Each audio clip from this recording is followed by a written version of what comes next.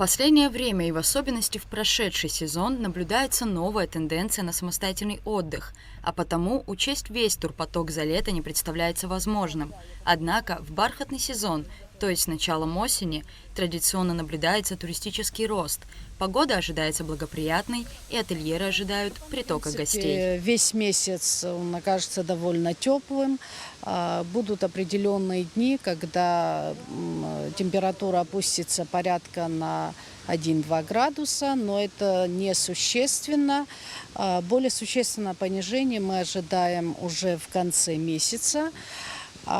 И по среднестатистическим данным можно сказать, что аномального похолодания в этом месяце мы никак не видим, в силу того, что температура морской воды держится в довольно высоких значениях. Это порядка 27-28 градусов. Во второй половине относительное понижение, но, как я уже сказала выше, не более 1-2 градусов. Бархатный сезон может продлиться числа до 10-15 октября. С наступлением осени ценовая политика значительно меняется. Ательеры предлагают более выгодные цены, проводят акции, понижают общую стоимость проживания. Спадает жара и относительно освобождается инфраструктура.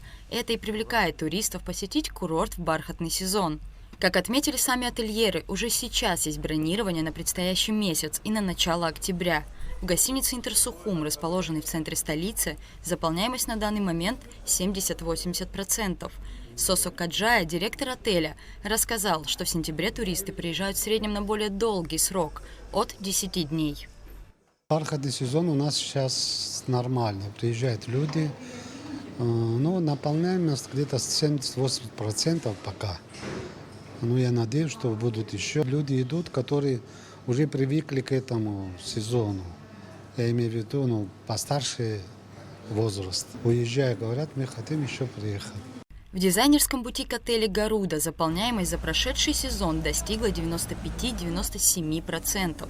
А на данный момент сентябрь и начало октября практически полностью забронированы. Как отметила управляющая Диана Тарнава, бархатный сезон ожидается весьма успешным. Основной сезон, как уже мы знаем, подходит к концу, и сейчас у нас начинается так называемый бархатный сезон. Поэтому мы ждем тоже большое количество гостей, туристов. Уже основная часть сентября и начало октября уже распродано. Поэтому могу сказать то, что сезон бархатный ожидается тоже неплохой в Абхазии, по нашим данным. Что касается октября, могу сказать так, то, что сейчас пока забронированы первые числа, но октябрь, все зависит от погоды. Октябрь всегда загружается по факту. Если гости видят то, что погода солнечная, теплая в Абхазии, то покупают путевки и приезжают. В прошлом году, даже благодаря погодным условиям, у нас и ноябрь был очень хороший, и бархатный сезон растянулся до середины ноября. В бутик-отеле «Леон», по словам помощника главного бухгалтера Лорены Матуа, также ожидают большого притока туристов. Заполненность отеля уже сейчас составляет практически 100%. Что касается бронирования в нашем отеле, практически оно такое же, как и летом, сентябрь, ноябрь. Даже на январь у нас уже есть бронирование, сентябрь у нас отель практически полный, и ноябрь, и октябрь тоже. А летом приезжают семьи с детьми, то сентябрь, октябрь, больше постарше люди. Туристы, выбравшие для себя отдых в бархатную пору, рассказали, что традиционно приезжают в Абхазию именно в осенний период. Вот уже 3-й год подряд, именно в этот период времени мы приезжаем сюда. Подруга меня всегда поддерживает. У нас уже здесь есть люди, которые нам сдают квартиру, прям близко к морю. И потом здесь очень гостеприимные люди. Погода великолепная, море чудесное. Очень нравится, потому что почему сейчас в сентябре не очень жарко. Хорошее море теплое, чистое.